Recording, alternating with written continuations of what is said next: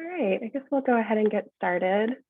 Hi, everyone. Thanks so much for joining us this afternoon for a conversation with the artists of Junk Drawer. I'm Claire Donnelly. I'm the gallery manager at the Visual Arts Center.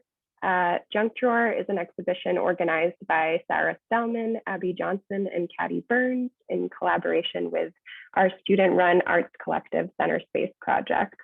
The show is on view at the VAC through March 27th, so you still have a little time to catch it before it closes if you haven't had a chance to see it yet and you're in town.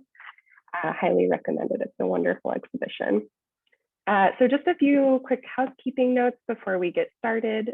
We are recording today's conversation and we'll be sharing the recording on our website following the event. If you do not wish to be recorded, we just ask that you turn your video off during the talk. We also ask that you keep yourselves muted throughout the conversation. We will save some time for a Q&A at the end, so please do feel free to leave any questions you might have in the chat box at any point during the event, and we'll get to them during that Q&A portion. You're also welcome to unmute yourself during the Q&A and ask your question verbally if you'd like. It's now my pleasure to introduce Mai Snow, who is our guest speaker for today's conversation. Mai Snow is a painter. Originally born in Perm, Russia, they moved to the US at age 13. They are currently splitting their time between Texas and Maine. Snow received their BFA from Maine College of Art in 2013 and their MFA from UT Austin in 2020. Snow's work celebrates the complexities of queer sexuality, gender, transgender, and the non-binary body. They care deeply about language and its ability to shape time, physicality, and choice. Snow's work has been shown throughout New England, Texas, and the Midwest, and their paintings are currently on view in the 2020 Maine Biennial at the Center for Maine Contemporary Art. So welcome, Mai. I'll turn it over to you. Awesome. Thanks so much, Claire. Hi, everyone. So it's my great pleasure and privilege to introduce to you the three artists. And it's been my pleasure to have had some time with them in the painting studio back in the pre-pandemic undergrad years. I'm pretty sure I've had all of y'all essentially every semester on and off, I think. And let me just pull this up. So Caddy Burns lives and works in Austin, Texas, and she received her BFA in Studio Arts from the University of Texas at Austin this fall 2020. Her work has been shown in groups exhibitions at the Happy Gallery Chicago and at the Oxbow School of Arts and also the Artist Residency. And Abby Johnson also lives and works in Austin, Texas. She graduated with high honors from the University of Texas at Austin as well, with the BFA in Studio Arts in the fall of 2020 as well. And Sarah Stellman lives and works in Texas, Austin, Texas as well, and graduated with highest honors from the University of Texas at Austin with a BFA in Studio Arts and a minor in art history, also this past fall. So I think we should just maybe start the questions with kind of more broader picture and then kind of start picking things apart as we get into the space, or deeper into the talk rather. And I guess the first question that I would assume many people have is, how did the exhibition come together, and where and how do y'all see your work overlapping? And feel free whoever wants to get into that first amongst the three of you. I'll also go ahead and share my screen and share the slides while we continue answering. Thanks, Sarah. So who wants to, do you want to just start then maybe, Sarah, if you want to, since you're unmuted? Yeah. Just chat about that a bit. Yeah, it's been about a year now since we proposed the show. It was right before the lockdown, and we've been in class together quite a bit. I guess every semester that we were at UT, we were all in class together, and I think we have to credit Mai a little bit for being there and like a pivotal point in all of our like painting explorations in particular and creating, I think, more overlap because of that little community. And if you guys want to continue, I could go through some of the slides while we continue. Yeah, I think in general, we didn't, we approached the proposal for this show by just kind of like looking at our work on a broader scale first and like trying to figure out ways that it does overlap and the content that we could then begin to like pull from to develop some kind of narrative for it.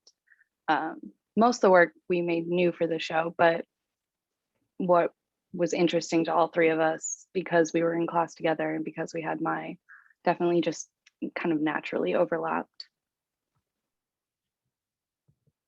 Yeah, we like kind of all realized that we were making really similar work, or like at least using a sort of similar process and thinking about the same ideas. So kind of like Abby was saying, we didn't necessarily like have to think of a premise for the show. We all realized we were kind of making and thinking about the same ideas. So we kind of just decided to make a whole show around these things we're thinking about. And it all came pretty naturally from there. This is like a lot of work that we were making in our studios over the past, well, like the time that we got in our studios over the past year. And yeah, we just kind of were able to narrow it in a little bit more as we started like speaking together about what we're all thinking about. We were able to be a little more cohesive and have the show be like all thematically, you know, working together. Yeah, I was gonna say too, it's actually really great. I haven't seen most of this work since I guess the pandemic separated us during the last semester. So it's really awesome to see some of things y'all been struggling with and grappling, and then seeing the final thing come together. Like super, super impressive. And I guess my next question for kind of the three of you as well is if you wanted to talk a little bit about, aside from the theme of the show, inspiration, kind of starting to dig in a bit more, like what are some of the artists each one of you were looking at, and what are some of the other source imagery, because I know they're a little bit different for each of y'all, and kind of what kind of content are you pulling from, and maybe start to chat weave that into the process a bit more. And maybe again, we'll go first with Sarah, since we'll just do that order maybe. Yeah, I think Abby and I have some similar like source imagery, and that we're both interested in taking commercial imagery like magazines and catalogs and incorporating that into our own cataloging of like our personal source imagery. So in my paintings, I'm interested in creating kind of a catalog of these intimate objects, and then also interested in like less personal cataloging, so taking shapes and taking them out of the context of the magazine that I took them from, and maybe pasting that into this kind of world that I'm creating with my paintings. And I think Abby does that similarly with her collaging, and maybe Abby, you could continue off of that. Yeah, I think too, there's like this level of abstraction that I aim for to kind of create enough distance from this like original catalog that already has its own index of meaning, so that one, I can, you know, manipulate it, and I'm creating my own personal narrative in this way, but also just I think I want to create enough space and distance for the viewer to be able to step in and kind of put themselves in it and come up with their own narrative.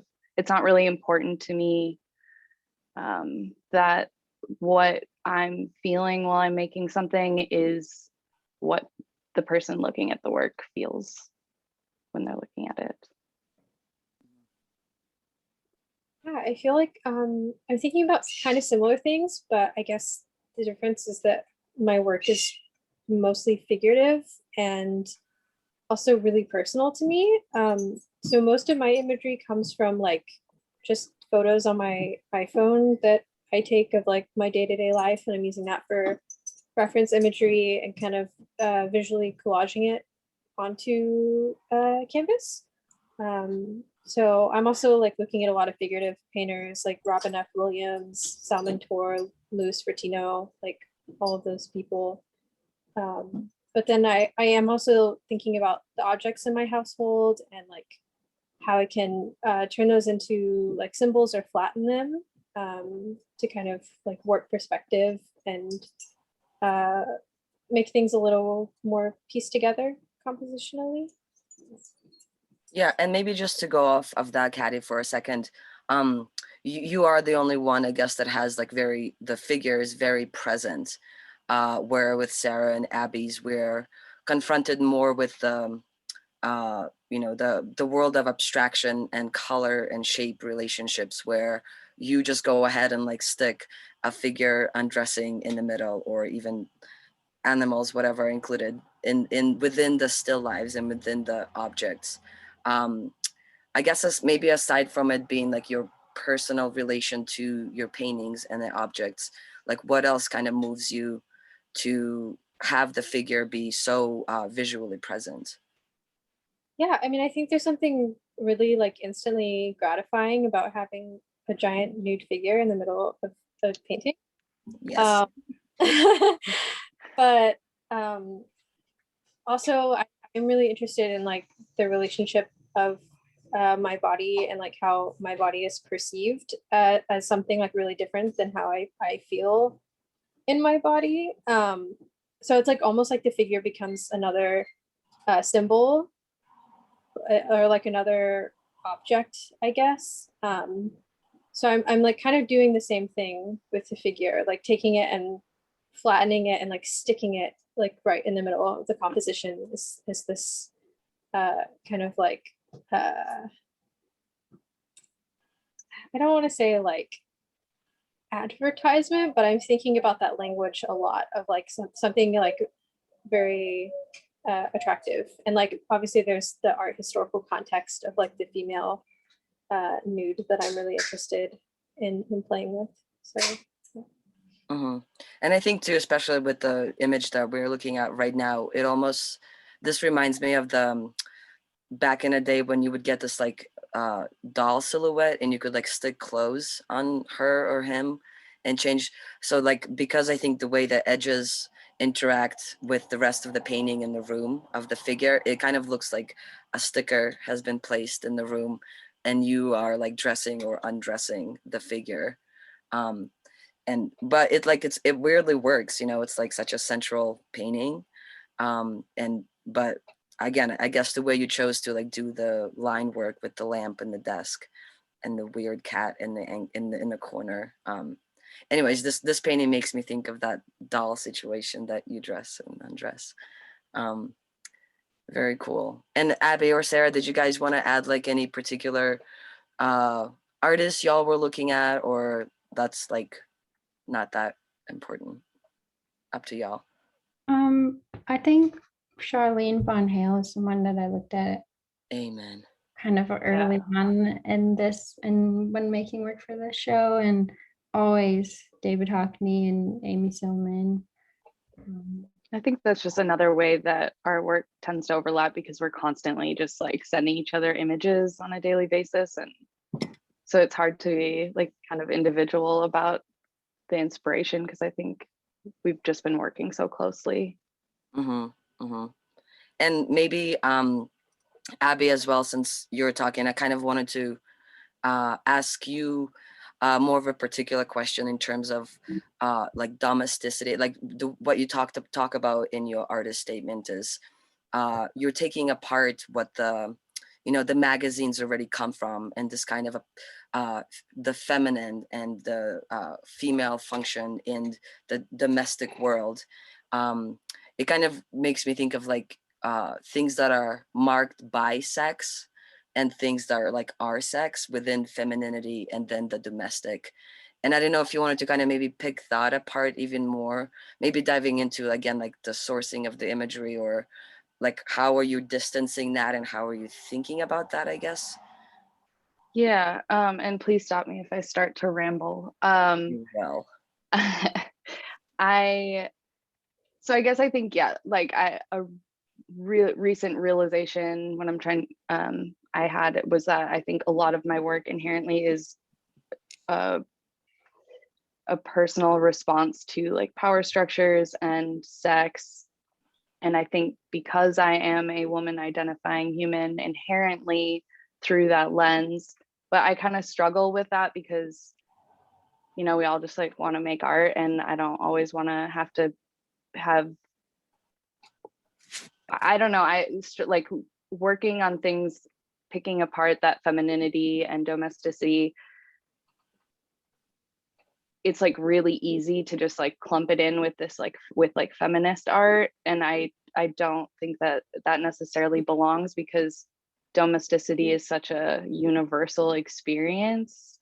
And like historically, maybe not, but I would say like currently now it is more. And I think it shows up differently in my paintings than it does in the sculptural work. The paintings, definitely I'm pulling from just these like fashion magazines that I've, you know, I want to say have like permeated all of our lives, but I think that's a little bit too broad. So personally, I've had a lot of exposure to these things. So I'm just pulling imagery that I'm initially drawn to, and then it's like kind of a more playing with the shapes and till I get the composition I want, and then like the abstraction and the pulling apart of it comes into play. With the sculpture, I think it's probably a little bit more like on the nose. The bust one in particular, I mean, it's made out of gelatin, sugar-free maple syrup, and glycerin, and like I was definitely thinking about like 1950s Jello molds and a woman's body like reduced to its most basic functions as a tool in the house, and just like kind of the animalistic qualities that a woman's body can, I don't know, be reduced to. it's a great answer. No rambling. Okay. Yeah, this also makes me think of the work of it's like a very obvious name, the woman who casts herself in like cow's lard and pulls her, what's her name? You guys help me out here. Somebody say it. She also like pissed off the Chrysler building. Oh my gosh. Oh, she was just What here. is her name? She I was know, just she was here. just in Austin. Janine Antonin. Yes. We all got it together. Anyways, this, you know, this, especially the bust, I think kind of is making me think of that. And maybe also, I guess, going off of this, again, this is open to everyone now, to talk about kind of diving into the materiality more. Like, I know, Sarah, I think you're like the painter's painter, where you use primarily with its oils and gouache, or is it just oils these days? I don't know, what your watercolor. What are you doing? Just oils these Just days for the most part. Yeah, and maybe all of you can, like, because I know with Caddy you're doing some other materials, and Abby, you kind of touched on a little bit already the differences of, you know, jumping off points between the materials. But maybe Sarah, if you could touch on, you know, why still oils, and how is that I don't know, I guess like still doing it for you in these terms. And then maybe Caddy, you can like jump off of that and talk about the different materials and mediums that you use. And maybe within that too, I'll embed like a question within a question. Because to me, like painting and oil is about time, and it's about pacing of time and how we look. So maybe again, Sarah, you can tell me about your process in that, and Caddy, you can talk about timing in terms of mediums and materials as well, if you're into that. Mhm. Yeah, I think oil in particular on panel allows me kind of the flexibility that I want to make really ugly things and cover them up and scratch them away without really like losing any integrity.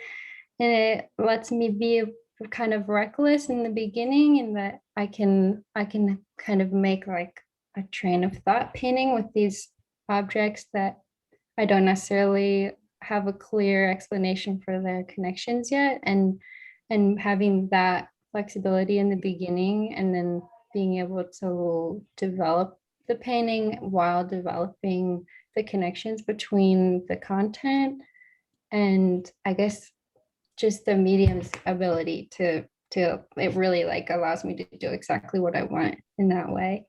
And then I think because I want to be able to start so recklessly that I'm kind of forcing myself to spend more time on the painting, and that, you know, real time, I think, is sometimes reflected in the final image, and what it's obvious that I spent a lot of time in, and other places that just kind of come together in those, that kind of flow and contrast of time spent on the surface. Hmm. I think even with this painting that we're looking at too, it's like there's like three very individual scenes almost, you know, but then there are these transitions that are very smooth and effortless, you know, which I think we've used to talk about all the time. Like painting is all about light and edges, or like the lack of light, or you know, whatever else. And I think this painting in particular, like it does the edges, the way the edges flow from one third of the painting to the next is so effortless. I think it really, I don't know, it really works. And like then you have like the little knife in there too. I really love the little knife. Anyways, cool. Thank you for answering that. And Caddy, if you want to jump on that as well, feel free. Sure, yeah. So I've been getting, I guess, venturing out a lot more in what mediums I'm working with. I think oil paint is still my first love and like will always be.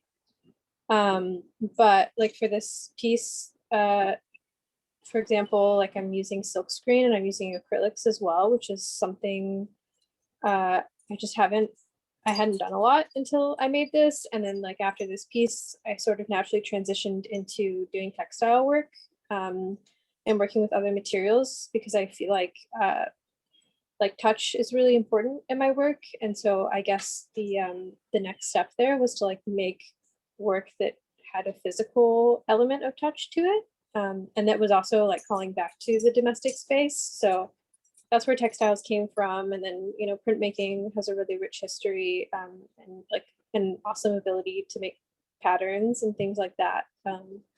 So I'm drawn to it for that reason. But this work, I guess, was kind of different from what I'm usually making because it's a little more abstracted, but I liked being able to kind of make like a hierarchy of like the images here in the way that I'm using a bunch of different materials, and some things were really quick and immediate, especially with silkscreen, and then some things were slower, and maybe I had to be like a little more careful with them.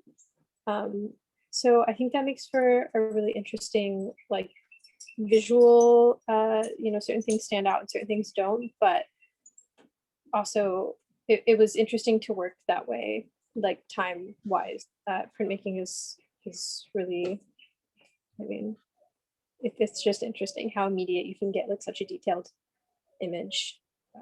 Yeah. Oh, you're muted.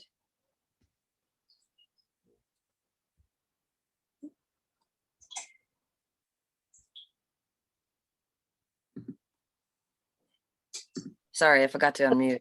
No, you're good. God. Yeah, I guess there's a couple more questions I have for like more, I guess maybe about the wholeness of the show. And again, just like the description of the show. I really liked when in a description you all used visual shorthand, and then there was a brief little explanation like using usable vocabulary of symbols. And I guess I'm interested in how do y'all think about painting and painting moves and painting, you know, we don't have to talk about actual painting. We could talk about that in sculpture and in printmaking. but maybe just unpack that statement a little bit more. Like, what is visual shorthand to all of y'all, and what is the language of symbols that y'all are making in your own studios, and then how are you woven? I don't know how to say that word. How are you intertwining those things together, maybe? Anyways, I was just like stuck on the idea of visual shorthand in regards to symbolism and language. I think, and like, I'm sure y'all can add to this, but because we've been working so long together, I mean, not so long, but we've been working for a while now together. And we've been like kind of, you know, making these different iterations of these paintings using similar imagery. And I think at a certain point, we realized that the imagery was kind of becoming like a stand-in for like a larger personal narrative, if you will. And so it was like, as the paintings progressed, these like symbols would show up and it would be like expanded upon in its own way. But I don't know, maybe y'all want to add to that. I think I also like the idea of like making really simplified, like essentialized symbols or icons or whatever that are like the opposite of what that process is intended to do, which is to make it broadly understood when we're calling it visual shorthand, but in reality it's like these symbols that are meaningless to anyone that isn't, I mean, not necessarily meaningless, but don't have a universal meaning. Caddy, what about you? Yeah, I'm also really fascinated, and this goes way, way, way back to like high school art. But like the simplest, I really like being able to like make the simplest version of something that still gets the idea across. Like that's really fascinating to me, that you can make something like a line or like a cartoon and it still like carries a lot of the same meaning as if it were rendered fully. So I guess I'm really fascinated by that concept, and maybe it's because I'm a little lazy, but I'm just like, oh, I like being able to like make, or like maybe it's almost like a design concept or something of like, oh, I can just make this like such a simple like flat symbol for a thing and it still translates, and then I can like choose what I want to build on visually and what I just want to leave as a line drawing. So that is what is really fascinating to me, and that's kind of what I'm thinking of when I think of symbol. Yeah, and I think just going off of what you said, I think the only reason that I think it's the opposite of laziness. I think it's spending a lot of time looking at the painting, and you're trying to figure out what works and what doesn't work, you know. So if you like invert like a teacup onto itself and it's just a silhouette of it, it's only going to work depending on what's around it, you know. And I'm sure, and I've worked with all of y'all, so I know you don't just like stick something on and like, oh, I'm lazy, I'm just gonna do this, the end. I mean, Abby used to cry all of the, I'm just kidding. I'm just kidding. Whoa. No, there was no crying. I don't remember. Internally. Internal crying only. But yeah, but it's this kind of, you know, looking and working, and what you're doing is you are developing this new language essentially of like but as you just said, Caddy, too, like you're learning what a line can do, you know. And we've talked about that, all of us, many times. Like, is the line slow, is the line fast, is it harsh or soft or far away or close up, you know? So yeah, the opposite of lazy. And I just wanted to also touch on one more other thing in terms of the statement that y'all wrote. Another line that kind of really stood out to me, especially in these unprecedented times. I got to use that word. Y'all said something about the economy of the daily lives in terms of objects. And again, I'm just gonna throw in my little, I guess, interpretation of that. And I think it would be great to hear y'all expand on that as well a bit more. Because to me, when I look at this work, you know, maybe because I'm biased too, because I've worked with all of y'all for like 2 years now. Um, to me, this is more about painting. This is a show about painting versus a show about a junk drawer. You know, to me, this is a show of y'all investigating. I mean, even this shot, like this is very beautifully curated, and um, you're more thinking about the history of painting and then contemporary painting, and then your process within the studio, and then the junk drawer idea is something that was like the vehicle that you delivered the painting on. And please correct me if I'm wrong. This is just my read on it. But yeah, so the economy of daily lives, I guess, if y'all could explain on that or expand on that individually as well. I think I was thinking of that sort of as a hierarchy in terms of like the chosen content and the varying levels of like specialness and like a different kinds of specialness, like something that is inherently special or valuable in another way versus something completely impractical but has a lot of sentimental value, and kind of like the network of those objects and relationships between them and our relationships to them. If you guys want to add to that. I mean, I think that you hit it on the head there. It's like when you said the hierarchy of like what you find personally important in your domestic space and how that can vary from human to human so wildly. So then it inherently becomes a very personal narrative that shows up in the painting just based on those objects that are chosen. Yeah, there's definitely like an assigning of value, which is maybe where the word economy came from, and taking it back to like the painting. You're saying like this is very much a show about painting, like we're all using painting to kind of highlight the value of all of these objects. So that turns into kind of an exchange of sorts. So I think that's kind of what I think about when I think of the economy of these things. Mm-hmm.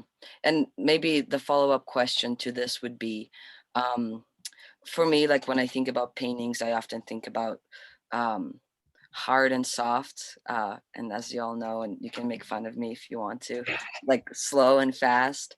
But within the mundane, I guess I'm wondering for all of y'all as well, is when we think of the word mundane, we think of like quiet, cute little cozy corners with particular kind of lighting, soft, lots of recognizable objects, etc., etc. And with all of your painting, there's some touch-ons on that, but very much, and in a lot of the places not. Like a lot of the paintings are very energized and are very active within their, like they're active within their stillness, if that makes sense. And I guess my question is like wondering about that. Like, do you think of the mundane within your work as this like resting place, or is it something that is actively charged and is kind of like vibrating and pulsing, or is it meant to be like calm and soft and quiet and true reflection of the word mundane? Or are y'all thinking about like reinventing or reimagining the mundane?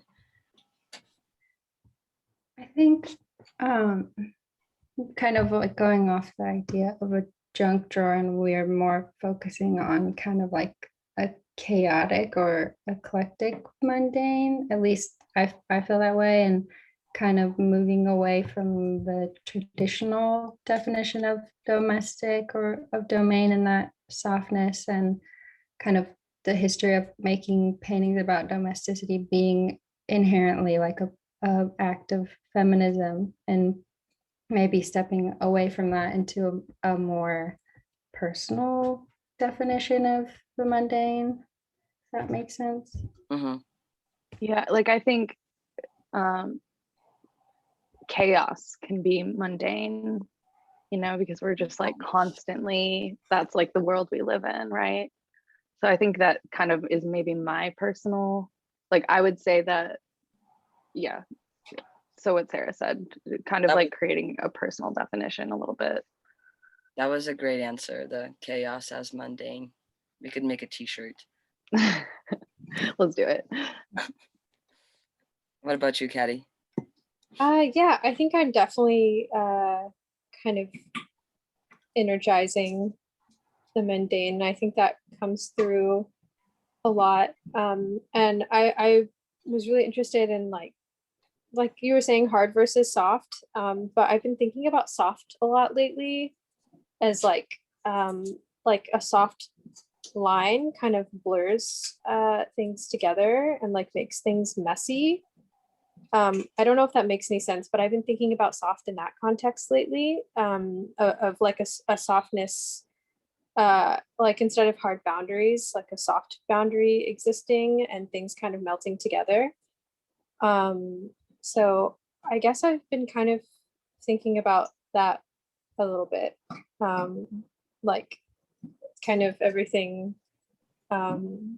just like flowing together and sharing like an energy or whatever. And I'm focused on like really like microscopic moments between movements. So I think there's something to be captured there, I guess, if that makes sense. Yeah. For sure. Yeah. And I love how you just described that as well, because, you know, we can use, because you're describing it in like technical painting terms, you know, but those kind of technical painting terms are, you know, imbued with like the broader idea for, I think, what you're all talking about. And we don't have to use the word like soft line just to describe like a technical move in a painting or something, you know, that is then is, you know, influences itself to be something that's beyond just technical terms.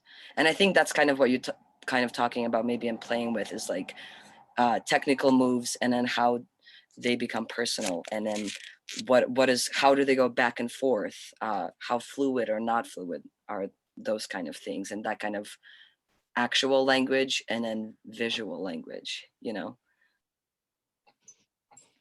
Yeah.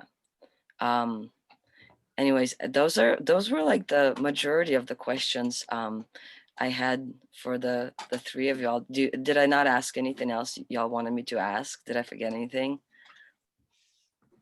I don't think so, but if we wanted to shift to we have a couple of slides of your work and maybe a few questions for you. Oh God. Okay, we can do that really quick. Go for it, Sarah. Also, thanks for asking me questions. It's kind of nice. A question that Caddy and I talked about yesterday, and that I think this piece really embodies, is like these super intimate kind of vignettes in your paintings, and sometimes they are really contrast with the rest of your painting. And I guess it does have to do with kind of the timing of the painting, like you were talking about earlier, and kind of having moments of really slowness, and then, you know, areas of quick, maybe reckless movement. And I was wondering if you can maybe talk about that in your work. Yeah, for sure. Yeah, I think, you know, for me, the biggest things I struggle with in painting is that I really want to paint everything at the same time. And for me, like that is the premise when I go into the studios, like essentially like watch me paint everything at the same time, which is like it's a great challenge, you know, to going into the studio, like, and it's not about confidence, it's more about like I think I can do that, and you know, and it's using often a vast color palette, and then like clashing colors, you know, like having green and red work in one painting and not have it mean Christmas, you know. And as for the like the marigold flower painting, that's like the first painting I finished here very recently, like a week ago. But I think of like the marigold within this chaos, um, or this painting in general, thinking about false horizon lines. And the marigold essentially is the reward for looking, which I think y'all have heard me say that many times. I'm obsessed of like, I mean, we all know this, that an average person looks at a piece of work for like 3 point whatever seconds. And I'm so invested in the viewer spending time with the work and like really looking, looking the way that we look when we make the work. We spend so much time staring at this thing and trying to resolve it. And then the viewer walks by and is like, oh, that's nice. And like next. So like I want to train the viewer to like really pause and really look. And then if they stop and look, and I want them to keep discovering the painting, and that has to do with like the purple on pink. But then like, the most obvious thing that draws the painting is like this marigold, and then this abyss, vastness or something. So anyways, the little moments are always just it's a thank you to the viewer, being like, you paused, you stopped. um Anyways, yeah, that's the answer to that, I guess. Yeah, did I answer it? Yes. Sweet. I think I have another, or maybe we talked about this.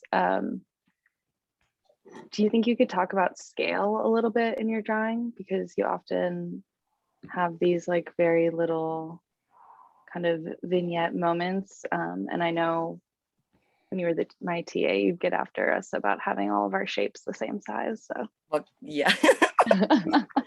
That's a great question as well. Yeah, I think that has to do, I mean, I was gonna say, because I'm here now in Valentine and everything is so grand and vast, uh, I was gonna relate the answer to that, but then I'm thinking about my work even back in grad school, and it still had the same kind of scale differential situation that was happening.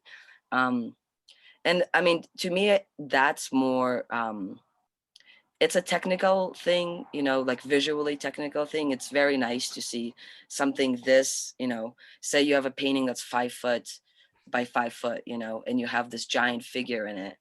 I just think visually it's more complex and interesting if you have, yeah, even like this painting, which is called Can You Hear Willie Nelson? um it was about the desert, and it was about like watching the sunset between two canyons. And even though I would say these are pretty equally proportional sizes of shapes, but it's like, I think best paintings are when you have a grand moment and then you have a small moment, and then usually the grand moment is able to reach for the small moment, and vice versa.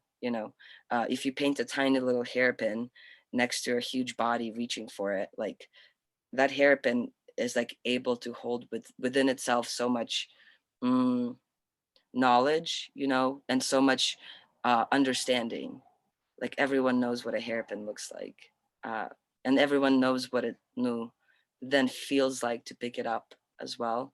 I think that's another part of the shapes. I guess it's more your body then is starting to have a more visceral reaction to the work on the wall versus just having an optical reaction.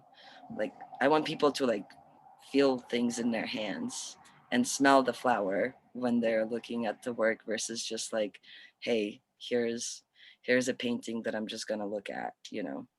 So yeah, I hope that answered the question as well. Cool.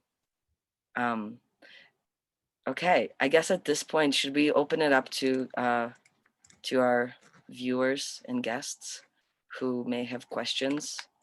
And you guys feel free to ask questions, please. Um, we're here for it.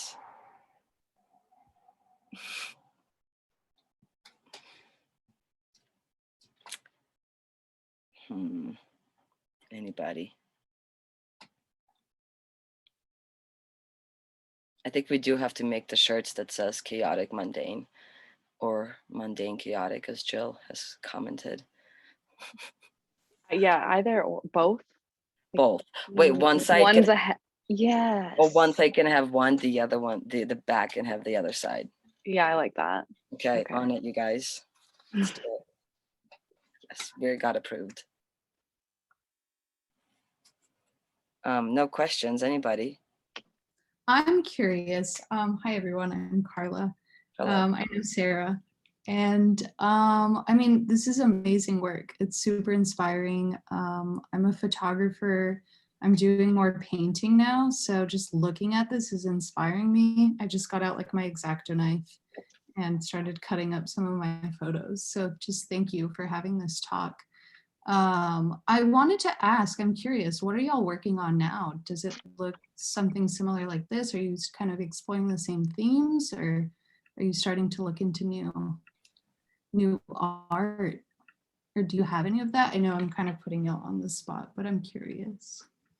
I think that's a relevant question. I think I particularly felt like I had come to like almost a conclusion with some of the concepts that I was working with the show, because we worked on it for so long. I was working in a bigger scale than I had before, and so it was like sorting out these ideas that I wanted to embody with my paintings, and like making a painting that you feel like really does like actually succeeds in doing what you wanted to do with it is great, but it sometimes leaves you like, oh, well, then what is my next painting going to be? So I would say I'm in kind of like a transitional point of exploring some new ideas. But yeah, thank you for that question.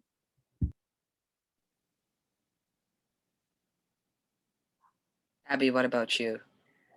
I was just, I think I'm like still very much committed to the process that I have right now. But just the imagery of it just kind of tends to evolve over time anyway.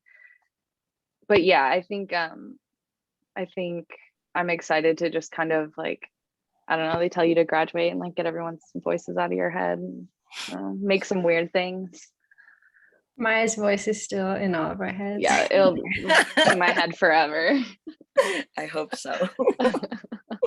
And what about you, Caddy? What's next for you?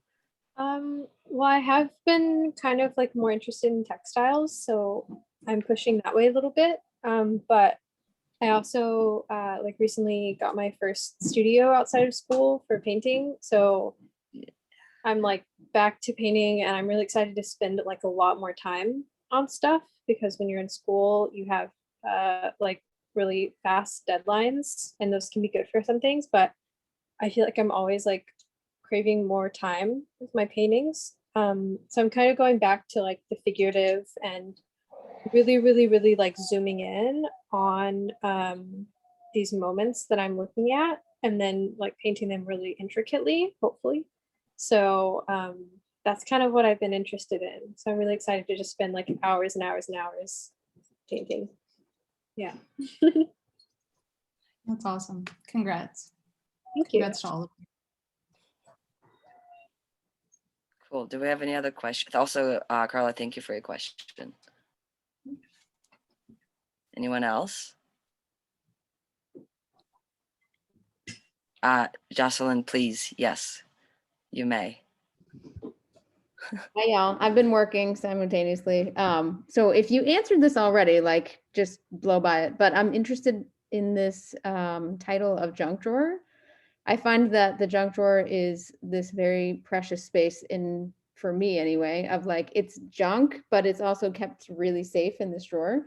So I'm wondering why you chose that name and how it relates to the work that you chose to put in the show.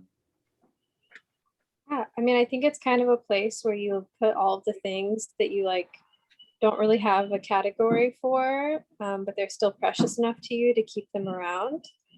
But I think it's also something that one of our professors had said to us, like called one of our paintings like a junk drawer or something. And so Who said that? Dan. Dan. Definitely Dan, yeah. Yeah. So we really like, but Yeah, I think you kind of hit it on the head. We're like thinking about like a nice little place where you like keep all these miscellaneous objects. I don't know if either of y'all want to build on that a little bit. Yeah, I think also maybe like how other people's junk drawers are so weird and stupid to you. Like, why do you have that? But you're like, well, of course I have that. I have a very specific use for that. Nice. Abby, do you have anything to add? I think that's pretty much it. Cool. Thanks, Jocelyn. Thank you.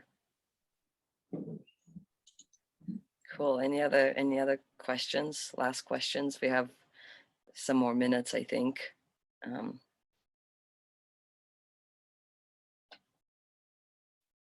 Okay. What do you think, Claire? What are your thoughts? If we don't have any more questions. Yeah, thank you all. This was such a wonderful conversation and insight into your individual practices. And thank you so much for taking this time to share with us. And thank you to everyone who joined us for this conversation. As I mentioned, we will be adding the recording of this talk to our website. So if you know folks who wanted to attend but just couldn't make it, they'll be able to find it there soon.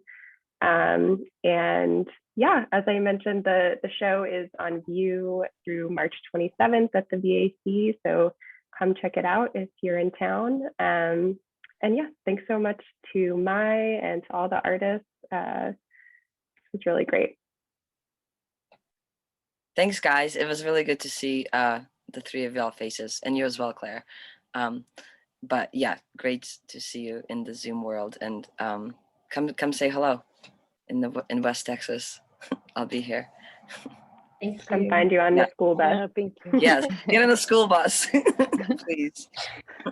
All right, thanks y'all. Until very soon. Thanks so much. All right, bye. Bye. Bye.